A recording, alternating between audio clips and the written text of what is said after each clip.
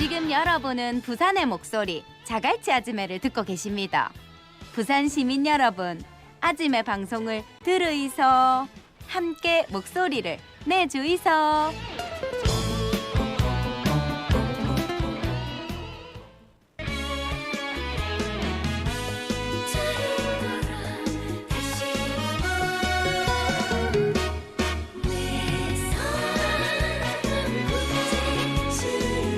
환기식의 국제시장 동아대학교 국제전문대학원 환기식 교수 스튜디오에 함께합니다. 안녕하세요. 안녕하십니까. 네, 안녕하십니까. 8월 첫날 또 이렇게 만나게 됐습니다. 자, 이번 한 주가 동남아 연합 관련 국제회의가 집중적으로 잇따라 열릴 예정인데요. 소위 아세안 위크라고 부릅니다. 어떤 회의가 있고 주요 의제가 뭔지부터 좀 살펴볼까요? 매년 여름에 이렇게 아세안 관련한 회의들이 많이 있었거든요. 네. 근데 올해는 특히 이번 주에 많이 집중이 됐습니다. 그래서 그 이번 주에 집중됐다라는 의미도 상당히 알려드려야겠고, 네. 근데 올해는 또 이 소식에 특별히 관심을 가질 이유가 있지 않습니까? 그 미얀마에서 지금 군부 쿠데타가 일어나서 네. 그게 벌써 2월 1일이었으니까 6개월 정확하게 정도 6개월 네. 되네요. 그래서 이런 국제회의, 주요국들이 많이 참여하는 이런 회의에서 어떤 도움이 되는 결정을 좀 내려야 된다라는 여론이 많이 있잖아요. 네. 그래서 상당히 그 중요한 한 주라고 생각합니다. 일단 얼핏 소개만 드려도 잘 알려져 있는 회의가 7개 회의가 넘습니다. 예. 한 주에 7개 국제회의가 열리니까요. 한 아세안 외교장관 회의가 열리고요. 우리 한국이 외교부 장관이 참여를 합니다. 그리고 아세안 10개국 플러스 한국, 중국, 일본 3개국. 이거 그 10 플러스 3라고 합니다. 네. 이것도 상당히 중요하지 않겠습니까? 그리고 아세안 10개국 플러스 동아시아 주요국이 모두 참여하는 회의가 열립니다. 예. 동아시아 주요국이라 하면 한국, 중국, 일본, 미국, 러시아. 상당히 그 관계가 있는 국가들이 대부분 다 참여하는 회의가 열리니까 또 미국도 적극적으로 나서고 있습니다. 미국하고 아세안 회의를 따로 합니다. 이번 주에. 예. 미국 US 아세안 회의 따로 하고요. 그리고 북한이 참여하는 또 유일한 회의가 있습니다. 아세안 지역 안보 포럼이 있는데 이거는 회원국이 EU까지 포함해서 27개 회원국인데 실질적인 도움을 줄 수 있는 그런 포럼인데 우리의 관심은 당연히 한국은 참여하지만 이번에 북한이 여기에 외무부 장관 또는 외교부 상이 참여를 할까? 네. 이것이 지금 상당히 중요한 그 관심사가 되고 있고요. 네. 그리고 메콩강과 미국과 그 경제 파트너십 회의라는 것도 열리고, 네. 그래서 그 블링컨 국무장관이 직접 여기 참여를 하거든요. 네. 그래서 상당히 중요한 회의가 되겠습니다. 한국은 4개 회의에 참석을 합니다. 아까 말씀드렸던 올해는 특별한 더 의미가 있다. 조금만 더 정리를 해드린다면은 네. 미얀마 쿠데타 6개월 됐는데요. 그 동안에 슬픈 소식이지만 사망자가 정확하게 1,000명을 넘어섰습니다. 시위 관련해서 시위 진압을 한다고 사망자가 1,000명이 넘어섰고 난민은 미얀마를 떠나는 난민은 지금 25만 명이나 발생을 했습니다. 정확하게 6개월이 됐는데 지금 6개월 동안 아쉬운 점이 상당히 많이 있지 않겠습니까? 국제사회가 한 목소리로 도움을 줘야 되는데 목소리가 엇갈리거든요. 예. 중국하고 러시아는 아무래도 좀 미온적입니다. 군부 정권을 비호한다라는 소리까지 들을 정도로 미온적이니까 국제사회가 한 목소리를 내는 상당히 힘든 지금 상황이고요. 또 반군부 민주연합 세력은 상당히 그 힘을 모으는데 어려움을 겪고 있지 않습니까? 거기에 그 연방군이라든지 임시정부라든지 상당히 한 목소리를 내는데 상당히 좀 어렵게 하고 있고 그리고 지금 군부 지도자는 최근에도 날개를 단 것 같아요. 민 훌라잉 사령관이 본인 스스로를 지금 미얀마의 신임 총리로 스스로 임명을 했습니다. 지명을 했습니다. 예. 이런 상황입니다. 여기서 지금 이번 주에 국제사회가 실질적으로 어떤 도움을 좀 줄 수 있는 회의를 하는지가 궁금하고요. 그리고 우리 한국은 여기에 적극적으로 참석을 하는데 이 모든 회의에 지금 최근에 한반도 평화 프로세스가 다시 주목받고 있지 않습니까? 예. 남북과 통신 전략선도 복원하고 여기에 대해서 아세안 회원국들의 공개적인 지지 성명 같은 게 있으면 상당히 입장이 더 우리가 강화될 수 있으니까 이런 거는 일주일 후에 지금 그 어떤 회담 결과가 올지 그것도 기대해 보겠습니다. 마지막으로는 북한이 아세안 안보 포럼에 참석을 할지. 근데 사전 준비 회의가 지난주에 열렸는데 거기에 그 북한 대사가 참석을 했습니다. 아세안 대사가 준비에 참석했기 때문에 기대가 높아지고 있습니다. 네, 어떤 얘기들이 오고 가는지 쭉 한번 잘 살펴보겠습니다. 근데 교수님은 좀 어떻게 예상을 하세요? 국제사회가 어떻게 좀 반응을 할지 첫 번째 이 미얀마 쿠데타 이런 부분에 대해서는 어떻게 예상하고 계십니까? 그 지금까지는 계속해서 그냥 그 공동 성명 정도를 발표를 했었는데 저 지난 시간에도 말씀을 드렸는데 실질적으로 효과가 있는 제재 같은 것이 주어지는 것이 좋다고 생각을 하거든요. 그래서 그게 안전보장 이사회 유엔 안보리가 빨리 소집이 돼서 거기서 관련된 경제 제재라든지 이런 무력 제재 이런 것들이 좀 어느 정도 그 성과가 나왔으면 좋겠다는 생각이 듭니다. 아, 네. 저희 다음 주에 또 이야기를 좀 나눠봐야겠네요. 예. 아니 근데 사실 뭐 그동안 왜 유엔에서 가만히 있냐 하는 얘기는 쭉 나왔었는데 지금 그런 사이 우리 너무 오래 지나가지고 너무 사실 우리 지났습니다. 기억에서 좀 예. 맞지 우리도 좀 다룬 지도 오래됐고 어쨌든 한번 잘 지켜보도록 하겠습니다.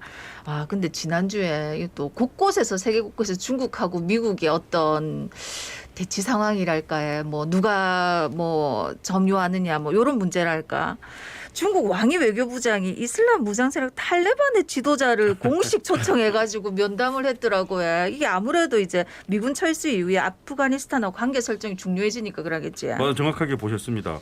저희들은 뭐 국제 관계를 전공하는 학자니까요. 네. 이런 장면은 외교적으로 상당히 파격적인 장면이라고 네. 보거든요. 무장 세력의 지도자 탈레반이라는 이름은 많이 알려져 있지 않습니까? 네, 우리 네. 청취자들도. 지금 어떤 상황이 생겼냐 하면은 그 왜 이런 충격적인 장면이 생겼냐. 무장 세력의 지도자를 중국의 외교부장이 정식으로 외교적으로 초대를 해서 악수하고 면담하고 언론에 다 나오는 정식 면담 자리를 왜 이런 게 생겼냐 하면은 네. 아프가니스탄을 그동안의 질서를 유지하던 미군이 9월 11일까지 100% 철수하거든요. 지금 상당히 철수가 이루어졌습니다. 네. 이거 그 바이든 대통령이 공약 사항이기도 합니다. 그래서 9월 11일까지는 완전히 철수하는데 그러면 그 미군이 물러난 후에 아프가니스탄의 질서는 누가 잡느냐?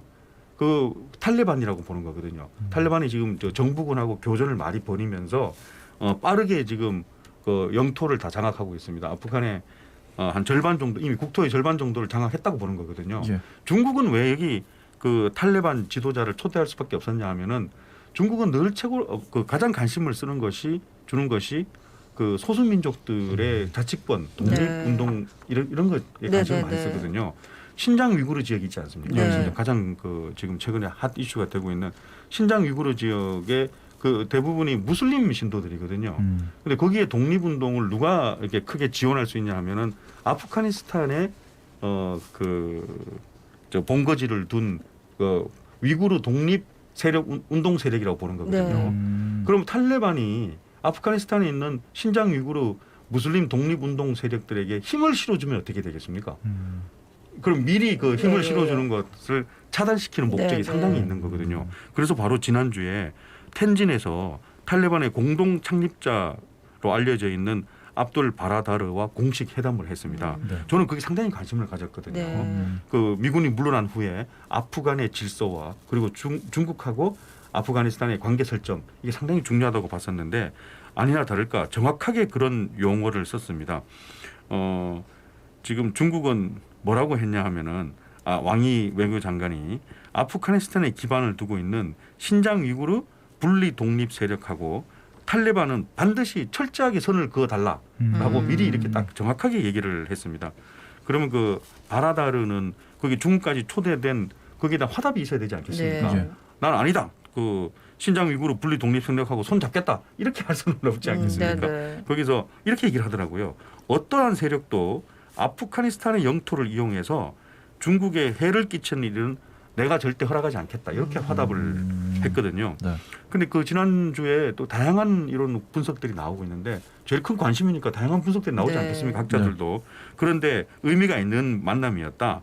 하나 의문 사항은 아프가니스탄에 있는 다양한 모든 무장 세력들 또 특히 저 독립운동 세력들을 네. 탈레반이 100% 효율적으로 통제하고 있단 말이냐라고 그렇게 그치. 질문을 네. 했습니다. 즉 신장 위구르 분리 독립 세력을 탈레반이 100% 통제하고 있다는 말이냐 네, 그런 의문도 있었습니다. 네. 그러게요. 뭐 물음표가 계속 생기는 일들이 많이 있는데요.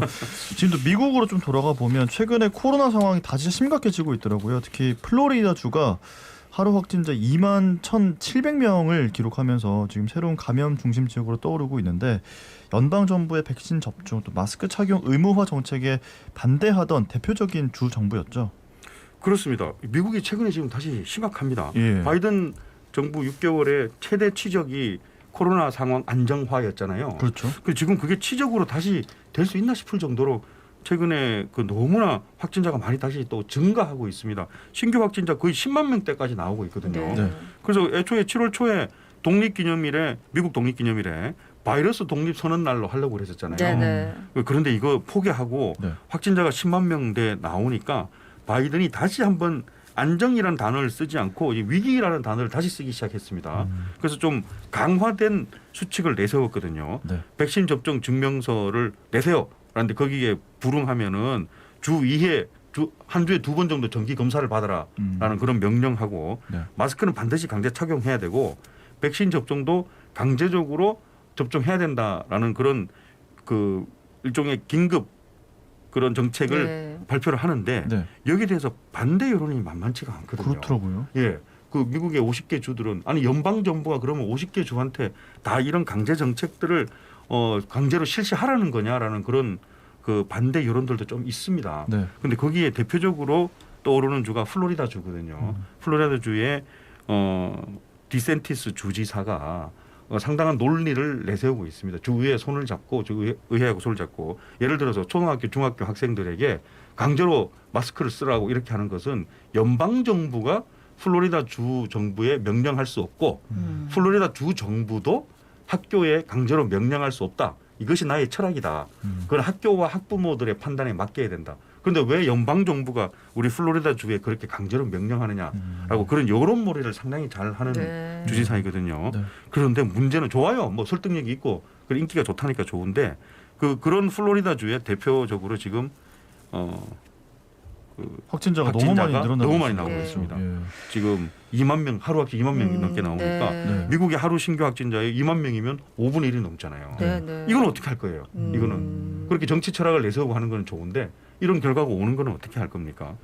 장단점이 있는 것 같습니다. 네. 공화당의 다음 대선 주자 여론조사를 했더니만 궁금하시죠? 네. 지금 벌써 여론조사를 했는데 네. 트럼프 대통령 전 대통령 아들인 트럼프 주니어가 55%. 그 다음에 방금 말씀드린 플로리다 주의 이 디센티스 주지사가 54%입니다. 그래서 1, 2등을 다투고 있습니다. 왜 이런 말들을 하는지 조금 이해가 되네. 그 얘기를 들으니까. 또 코로나 이야기 조금 더 해보면 이제 포스트 코로나 세상 미리 보려면 지브롤터로 가보라. 인구 대비 99% 백신 접종 완료 후에 마스크 모두 벗고 일상생활로 돌아갔다 하는데 이런 얘기 나올 때마다 인구 적은 나라가 너무 부럽더라고요. 예, 그렇습니다. 맞습니다. 그래서 이 별명이 포스트 집단 면역 모델이었거든 지브롤터가요. 예. 네, 네. 근데 오늘 아침에 다시 보니까 포스트 집단 면역이 아니라 포스트 완전 면역 모델로 등장을 했더라고요. 지브롤터가 지금 유럽하고 아프리카 사이에 지중해에 유럽의 맨 끝에 있는 조그만 자치령 네. 도시입니다. 네. 여기 인구가 한 4만 명쯤 되는데 백신 100% 접종을 했습니다. 4만 명 인구에 지금 3개월이 지났습니다. 3개월이 지나니까 자신이 있다고 하는 게 지난 3개월 동안 사망자는 0명, 하루에 그 신규 확진자는 20명 정도 발생을 하는데 중증 환자는 하나도 없고 모두 경증으로 끝나는 환자라는 것이죠. 네. 그래서 어떤 정책을 지난 3개월 또 했냐면 실외에서는 전부 노마스크, 네. 그리고 식당, 술집 모두 자유 영업, 그리고 전 세계에 안전하게 결혼하고 싶어하는 커플들은 다 지브롤터로 오라. 네. 그런 정책들을 펼치고 있습니다. 그래서 꿈의 자치령 도시라고 되어 있고요. 그런데 접종 미완료자가 300명이라고 발표가 되어 있거든요. 네. 그럼 100%가 아니고 뭐 90%내고 하는데 그 접종 미완료 300명은 100세 이상 고령층이 있기 예. 때문에 그 고령층은 1차 접종하고 2차 접종 기간을 많이 벌려가지고 지금 접종 미완료자라고 그렇게 발표가 되고 있습니다. 네. 가보고 싶습니다. 그러게요. 백신을 맞아야 갈 수 있는 거 아닙니까? 국민이 4만 명이니까 모두 이렇게 할 수 예. 있는데 뭐 이게 뭐 어느 나라에는 다 적용이 되지는 않을 것 같고 좀 지켜봐야겠네요. 자, 그런데 이 코로나가 뭐 전 세계적으로 난리지만은 K-팝의 인기를 코로나가 막지 못한다. 이집트에서 지난 주말에 K-팝 페스티벌이 성황리에 열렸다고 하더라고요. 예, 이것도 또 그 새로운 코로나 시대의 새로운 모델이라고 보고 있습니다. 네. 전 세계적으로 K-팝 인기가 있으면은 대부분 다 K-팝의 주역이 되는 그 가수나 그룹들을 초대를 해서 그 공연을 개최하고 하잖아요. 네. 그게 안 되니까 그 현지에 있는 그 팬들을 위주로 자발적으로 페스티벌 같은 걸 해서 경연 대회를 하는 거죠. 그래서 거기서 입상하는 팀들은 10월달에 우리 경남 창원시에서 그 전 세계 마지막 최종 결선이 열리는 거 알고 계십니까? 아, 몰랐는데. 예, 몰랐네요. K-팝 월드 페스티벌 최종 결선이 네. 10월에 창원에서 개최되거든요. 예. 그래서 지금 이걸 전 세계적으로 벌어지고 있는 이걸 제가 찾아보니까 이집트뿐만 아니라 에콰도르, 중국에서 다 이런 예선전이 벌어져요. 그래서 마지막 10월에 모이게 돼 있는 창원 본선이기 때문에 네. 그 이집트 카이로도 그렇고요, 에콰도르도 그렇고, 중국도 그렇고 대부분 다 방역 수칙은 지키고 하는데 야외 무대에서 크게 개최를 하더라고요. 근데 그 팬들이 자발적으로 개최하는 네. 그런 모습을 취하고 있기 때문에 상당히 이게 코로나 시대에 K-팝이 여전히 유지되고 있는 새로운 모델이라고 저는 그렇게 보고 있습니다. 예. 네, 알겠습니다. 오늘 말씀은 여기까지 듣도록 하겠습니다. 고맙습니다. 고맙습니다. 네, 감사합니다. 네, 지금까지 동아대학교 국제전문대학원 황기식 교수였습니다. 예, 방금 얘기가 나와서 방탄소년단 노래 들으면서 오늘 마치겠습니다. 노래 제목 뭡니까? 버터 남겨드릴게요. 예, 영어만 나오면 발음 때문에. 예, 오늘도 코로나 조심, 또 더위 조심하면서 안전하게 지냅시다. 자갈치 아침에 17,695회 박성원이었습니다. 네, 저는 아나운서 서정모였습니다. 여러분 고맙습니다.